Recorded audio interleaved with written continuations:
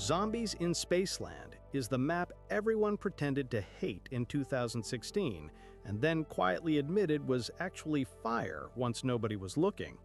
It aged like fine wine. If that wine was stored inside a neon-lit cosmic bowling alley guarded by breakdancing zombies and supervised by David Hasselhoff acting as your DJ/emotional support mentor. And today we're digging into why.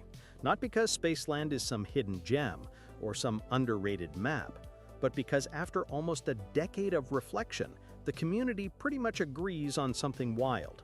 This brightly colored, chaotic amusement park might actually be one of the best zombies maps ever made. Maybe even peak in some ways. Yeah, I said it, peak. But to understand why, you have to go back to the year it dropped. 2016 wasn't the best time to release anything with the word Infinite in it. The Infinite Warfare trailer was the most disliked gaming trailer ever. The community was in full jetpack fatigue mode. Anything futuristic was treated like a personal attack. People saw laser guns and spacesuits and immediately turned into professional critics. So Spaceland had no chance. It wasn't judged, it was dismissed. Reddit was filled with comments like, "IW Zombies isn't real zombies," or "This looks like a joke," and the classic "Treyarch would never." Everyone had their pitchforks ready before the game even loaded. But the wildest part is this.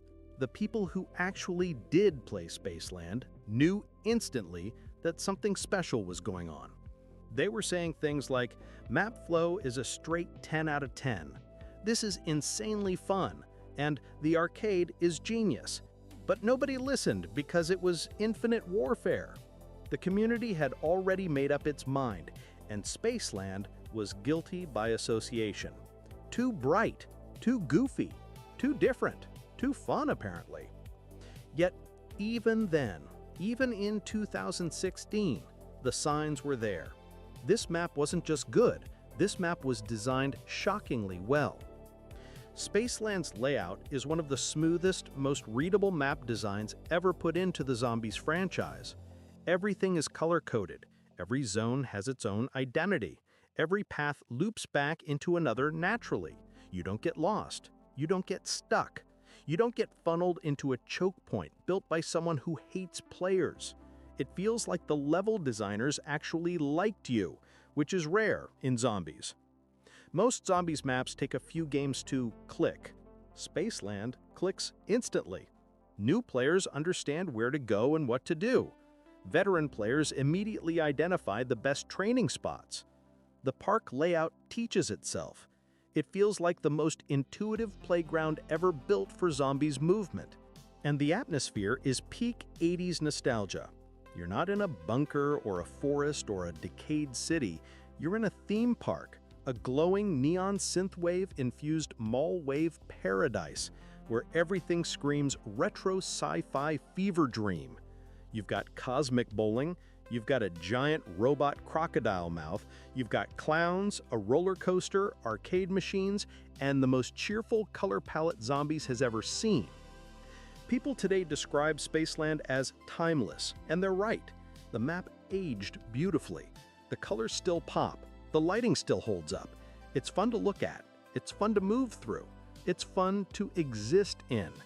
That alone puts it ahead of half the ultra-dark, gritty maps that can barely render their own hallways. But where Spaceland starts flexing is in its gameplay loops. And the biggest standout is the arcade and ticket system. Because unlike Cold War, where salvage drops endlessly like loose screws falling out of a broken dishwasher, Spaceland uses tickets, real tickets, actual arcade tickets that you earn by playing carnival games, shooting targets on the roller coaster, using traps effectively, or killing zombies that drop backpacks. It's thematic, it's rewarding, it's fun. You ride the roller coaster, shoot glowing UFO targets, and earn tickets for hitting streaks. You go to the arcade and start a game of shooting hoops or rolling skee-ball or nailing targets with a light gun. Boom, tickets. Even trap kills have a chance to spawn backpack zombies with bonus tickets. This isn't some passive, the floor is covered in scrap, pick it up when you feel like it system. You actively earn your secondary currency by doing fun stuff. It's genius. It's better than salvage. It's better than Cold War's crafting. It's better than half the innovations Treyarch added later. It turns downtime into gameplay. And those tickets matter because the ticket vendors around the park let you buy all kinds of equipment. Arcane cores, variants, grenades, boom boxes, sentry turrets, and upgrade components. The ticket system works because it fits the map. You're not crafting Molotovs like you're a freelance mercenary, you're spending tickets at a theme park prize counter. It's fun by design. And that's the core of Spaceland's genius. Everything ties back into the theme. Nothing feels out of place. Nothing feels slapped on. Nothing feels like an afterthought. Even the wonder weapons are tied deeply to the park's identity. The face melter is pure journey into space energy. It shoots out neon blasts that launch zombies into the air before detonating them like firework accidents.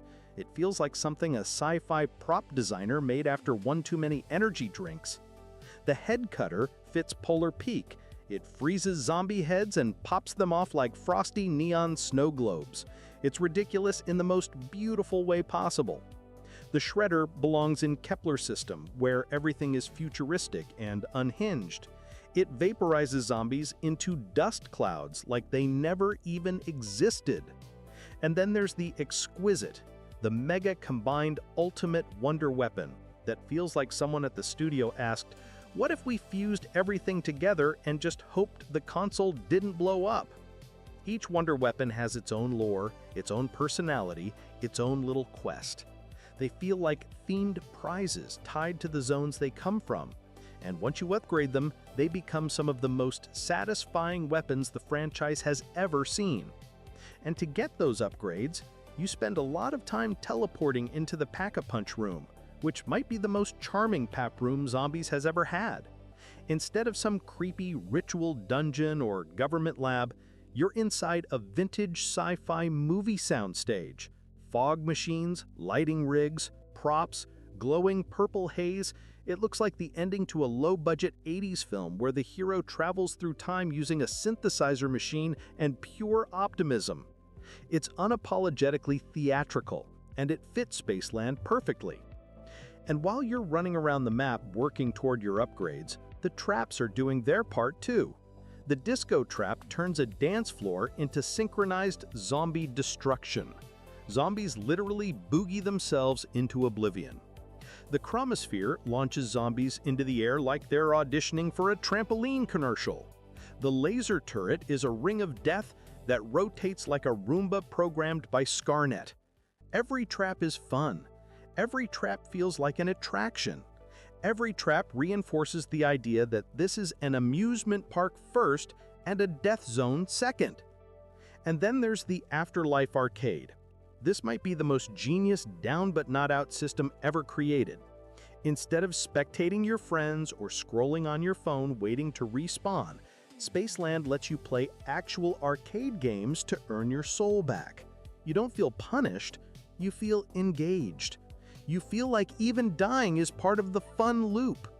This alone puts it above half the maps in the franchise where going down might as well mean go get a snack while everyone else plays. And all of this leads into the main Easter egg, which is shockingly accessible for how cinematic it feels.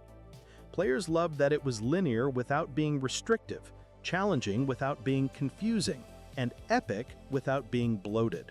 And the alien boss fight? One of the best bosses ever put into Zombies. Solo players love it for its fairness. Co-op players get stuck in a 45-minute cardio workout because the alien has the health of a raid boss, but even then, it's memorable. But maybe the biggest part of the Spaceland story is how community sentiment changed over time. In 2016, the hate for Infinite Warfare overshadowed everything. By 2018, players were posting, "I was wrong about IW Zombies." By 2021, Spaceland was in top 10 lists. By 2024 and 25, people openly said it outclassed a lot of Treyarch's modern output. Reddit, YouTube, Steam reviews, Everywhere you look, the same phrases appear. Aged like fine wine. Way better than I remembered. Treyarch could never make something this fun. This map slaps way harder now. The community basically did a full 180. Spaceland went from being dismissed to being beloved, from ignored to celebrated, from not real zombies to one of the best maps ever made. And the longer you revisit it, the more you realize why. Spaceland doesn't waste your time. Spaceland doesn't frustrate you. Spaceland doesn't hide behind gimmicks. Spaceland is fun even when you're losing. Spaceland is fun even while you're learning. Spaceland is fun even while you're waiting to respawn.